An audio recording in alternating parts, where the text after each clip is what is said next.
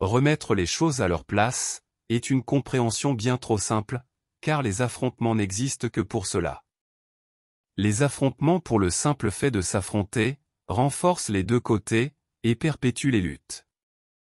Il est curieux de constater cette idée rationnelle, selon laquelle l'être doit profiter de la vie, et pour ce faire, passer le plus de temps possible à consommer, et à tirer le meilleur parti de cette vie, avec l'idée que, de la vie, on n'emporte rien.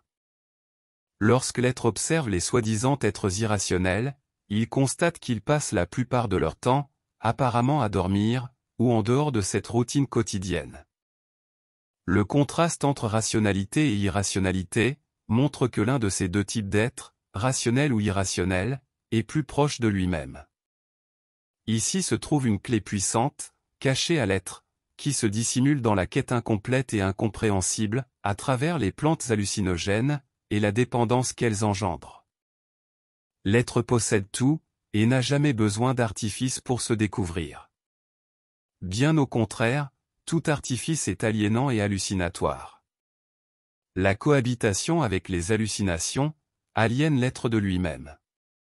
L'être s'aliène même, à travers la lecture non filtrée et validante de textes, qui gèrent les émotions et la psyché. L'être s'aliène par l'addiction à des textes, vidéos, et jeux commercialisés en général, comme des stimulateurs émotionnels, voire vendus comme éducatifs. Il n'est pas nécessaire de souligner l'évidence du gaspillage total des capacités de l'être dans ces processus. Il sera toujours essentiel d'observer l'ingéniosité dans l'utilisation de l'intelligence pour, de manière tout aussi intelligente, créer, perfectionner et commercialiser ses idées, les transformant en besoins pour renforcer les groupes qui les propagent.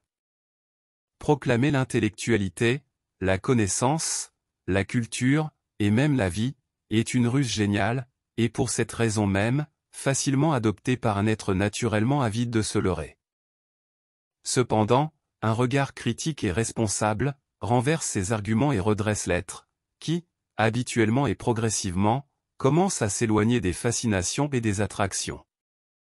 Cet être se révolte, et transgresse un modèle accepté comme normal, pour potentialiser un état qui n'a jamais été nouveau, et qui était simplement resté en sommeil.